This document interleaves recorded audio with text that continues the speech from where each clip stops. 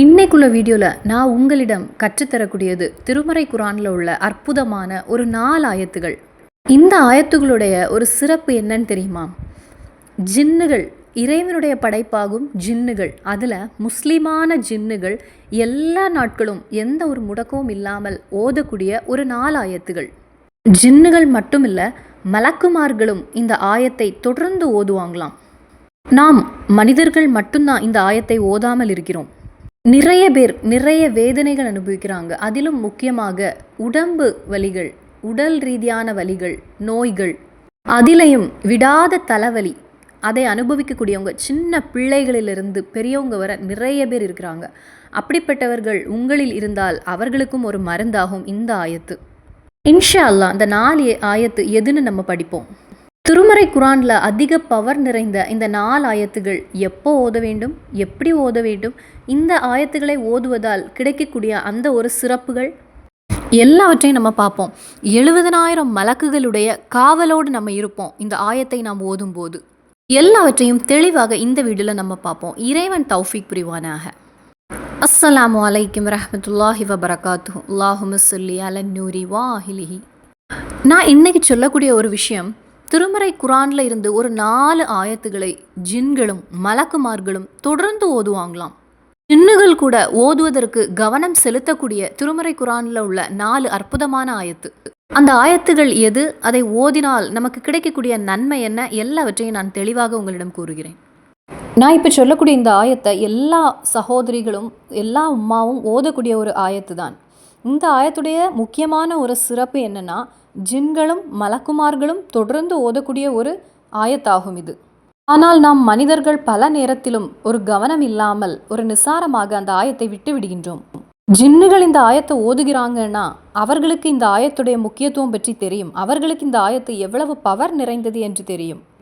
ஒவ்வொரு மோமீன்களுக்கும் ஒவ்வொரு இறை நம்பிக்கையாளர்களுக்கும் இன்றைய தினத்திலேயே இந்த 4 ஆயத்துக்களை நீங்கள் ஓதினால் உங்களுக்கு கிடைக்கக்கூடிய சிறப்பு என்னன்னு நான் கூறுகிறேன். என்னுடைய சவுண்டை கேட்டுக்கொண்டிருக்கக்கூடியவங்களில் கர்ப்பிணி பெண்கள் இருந்தால் அவர்களுக்கு அல்லாஹ் தாலா சுகப்பிரசவம் வழங்கி எல்லாவித ஹைரையும் வழங்குவானாக. நீங்கள் கர்ப்பிணி இல்லைனாலும் உங்களுடைய பிள்ளைகளோ அல்லது மருமகளோ யாராவது கர்ப்பிணியாக இருந்தால் இந்த ஆயத்துக்களை அவர்களிடம் ஓத நீங்கள் பகிர்ந்து கொள்ள வேண்டும். எதற்காக என்று தெரியுமா? இறைவனை பயந்துள்ள ஒரு குழந்தை நமக்கு கிடைப்பதற்கு. பிறக்க போகக்கூடிய குழந்தை ஆணாக இருந்தாலும் பெண்ணாக இருந்தாலும் சரி, இறைவனை பயந்து வாழக்கூடிய ஒரு குழந்தையாக நமக்கு கிடைப்பதற்கு. ஏனென்றால் நிறைய இடங்களில் இன்று இறைவனை பயம் இல்லை, ஆனால் அதே நேரத்தில் சிசிடிவியை பார்த்து பயப்படுறாங்க, அதே போல் போலீஸை பார்த்து பயப்படுறாங்க. அதனால் இறைவனை பயப்படுகின்ற தீனுடைய வழியில் வாழ்கின்ற குழந்தை, ஹயரான ஒரு குழந்தை நமக்கு கிடைப்பதற்கு இந்த ஒரு 4 ஆயத்துக்களை ஓத அவர்களிடத்தில் நீங்கள் பகிர்ந்து கொள்ள வேண்டும். அல்லாஹ்வுடைய ரசூல் ஸல்லல்லாஹு அலைஹி வஸல்லம் சொல்லியிருக்காங்க, ஒரு அடியான் இந்த 4 ஆயத்துக்களை ஓதினால் அவன் செய்த பாவம் இனி வர இருக்கின்ற பாவங்களை அல்லாஹு தஆலா பொறுத்து விடுவான் என்று. நமது பாவங்களை இறைவன் மன்னிக்க வேண்டும், அதுதான் நமக்கு தேவையானது. நாம் அதிகமான தவறுகளை செய்து விட்டேன் ரப்பே என்று துவா செய்து இந்த ஆயத்துக்களை ஓதினால் அல்லாஹு தாலா நாம் செய்த தவறு இனி வர இருக்கின்ற தவறுகளை இறைவன் மன்னித்து விடுவான் என்று நமது இறை தூதர் ஸல்லல்லாஹு அலைஹி வஸல்லம் கற்று தந்திருக்காங்க. இரண்டாவதாக மகத்துகள் கற்று தந்திருக்காங்க, இந்த ஆயத்தை ஒரு அடியான் ஓதினால் இறைவன் அந்த அடியானை ராஃபியாக்குவான், உயர்ந்தவனாக்குவான். அதாவது அந்த அடியானை அல்லாஹு தஆலா உயர்த்த செய்வான். அவனுடைய இந்த துனியா வாழ்க்கையிலே, இந்த துனியாவிலேயே எல்லாவித ஹைரையும் ஏற்படுத்தி கொடுப்பானாம். நல்ல ஒரு வீடு கிடைக்கும், நல்ல வாகனம் கிடைக்கும், ஒரு அந்தஸ்தும் மரியாதையும் உள்ள ஒரு வாழ்க்கை அவனுக்கு கிடைக்கும். யாரிடம் முன்னிலும் சென்று கை நீட்டி நிற்கக்கூடிய, எனக்கு எதுவுமே இல்லை, எனக்கு ஏதாவது தாங்க அப்படின்னு கை நீட்டி நிற்கக்கூடிய ஒரு நிலை அவனுக்கு வராது. தேவையான நேரத்தில் தனக்கு தேவையானதை இறைவன் கொண்டு சேர்ப்பான். அதற்கு இந்த ஆயத்தை நீங்கள் தொடர்ந்து ஓதுங்கள். மூன்றாவது, ஆகிரத்தில் இவனுக்கு அல்லாஹ் ஆமினா என்கிற அந்தஸ்தை கொடுப்பான். அதாவது ஆகிரத்தில் செல்லும் போது கேள்வி கணக்கை நினைத்து விசாரணை நினைத்து அவன் பயப்பட வேண்டிய தேவையில்லை. எந்த ஒரு பயமும் இல்லாமல் அவனுக்கு அங்கே கூலாக நிற்க முடியும். ஆனால் ஆகிரத்தில் செல்லும் போது யாருக்கும் அப்படி கூலாக இருக்க முடியாது. நபிமார்கள் கூட பயப்படக்கூடிய இடமாகும் அந்த ஆகிரத் என்பது. ஆனால் அதிகம் பயப்பட வேண்டிய தேவையில்லை, ஏனென்றால் இந்த ஆயத்து நமது கூடவே நண்பனாக நமக்கு அங்கு நிற்கும்.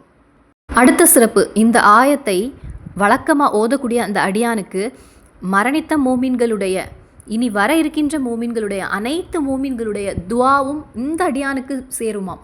5வது சிறப்பு, இந்த ஆயத்தை ஓதுகின்ற அந்த அடியானுக்கு கடலில் எவ்வளவு, சமுத்திரத்தில் எவ்வளவு உயிரினங்கள் இருக்கிறதோ, இந்த உலகில் எவ்வளவு மனிதர்கள் இருக்கிறாங்களோ அவர்களை விட இரட்டிப்பான அளவுக்கு கடலில் உயிரினங்கள் இருக்குமாம்.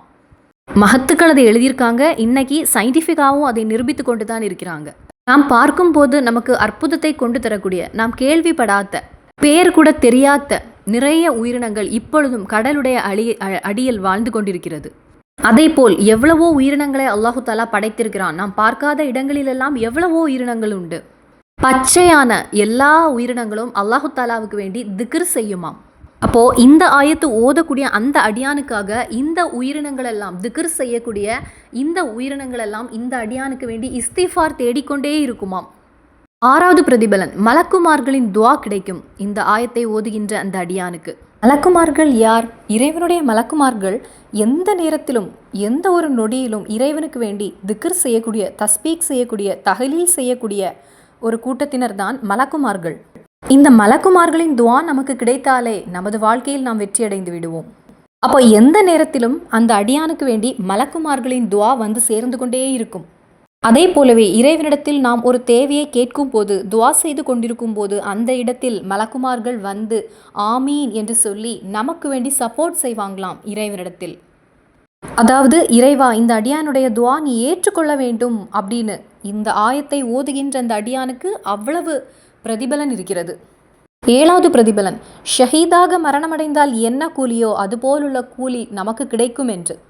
ஷுஹதாக்களை போலுள்ள ஒரு பதவி கிடைத்தாலே நமக்கு சொர்க்கம் என்பது நுழைய முடியும். இறைவன் அருள் புரிவானாக. அப்போ ஷஹீதாக மரணித்தவர்களுக்கு என்ன பிரதிபலனோ அதே போலுள்ள பிரதிபலன் நமக்கும் கிடைக்கிறது. யாருக்கு? இந்த ஆயத்தை தொடர்ந்து ஓதுகின்ற அந்த அடியானுக்கு.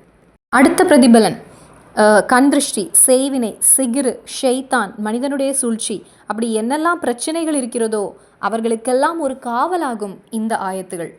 9வது பிரதிபலன், எக்ஸாம் எழுதுகின்ற மாணவர்களுக்கு எவ்வளவோ பேர் கமெண்ட் அனுப்பியிருக்காங்க. என்னுடைய பிள்ளை எக்ஸாம் எழுத போகிறா, எனக்கு வேண்டி பிள்ளைக்கு வேண்டி துவா செய்யுங்கள், எனக்கு வேண்டி துவா செய்யுங்கள் சகோதரி அப்படின்னு. அப்போ எக்ஸாம் எழுத, இப்போ பெரிய எக்ஸாம் எல்லாம் வரப்போகிறது. அப்போ எக்ஸாம் எழுத பிள்ளைங்களுக்கு, இன்டர்வியூ அட்டென்ட் பண்ணக்கூடியவங்களுக்கு, வேலை தேடி கொண்டிருக்கக்கூடியவங்களுக்கு, கல்யாணத்திற்காக வரன் தேடி கொண்டிருக்கக்கூடியவங்களுக்கு, ஒரு வீடு வாங்குவதற்காக காத்திருக்கக்கூடியவங்களுக்கு, வாழ்க்கையில் புதிய ஒரு காரியம் நாம் தேட போகிறோம் என்றால், நமக்கு கிடைக்க வேண்டும் என்று நாம் ஆசைப்பட்டால், அந்த தேவைகள் நடந்து கிடைப்பதற்காக மஹரிப்புக்கு பின் இந்த ஆயத்தை 3 தடவை ஓதி நாம் துவா செய்ய வேண்டும். அந்த காரியத்தில் நமக்கு ஹயர் என்பது கிடைக்கும். 10வது பிரதிபலன், ஒரு அடியான் இந்த ஆயத்துகளை இரவில் ஓதினால் காலை வரை, காலை ஓதினால் இரவு வரை இந்த அடியானுடைய பெயரை சொர்க்கத்தில் எழுதி வைக்கப்படுமாம். சொர்க்கத்தில் இந்த அடியானுடைய பெயர் எழுதி வைக்கப்படும். அதாவது சொர்க்கத்தில் செல்லக்கூடிய ஒரு அடியானாக அவன் ஆகிவிட்டான். இந்த ஆயத்துக்களை ஓதுவதற்கு இறைவன் தௌஃபீக் புரிவானாக. இனி அந்த சக்தி பெற்ற வல்லமை மிகுந்த ஆயத் எது? திருமறை குரான்ல 59வது சூரா ஆன சூரத்துல் ஹஷர்ல 21, 22 ஆயத்துகள்.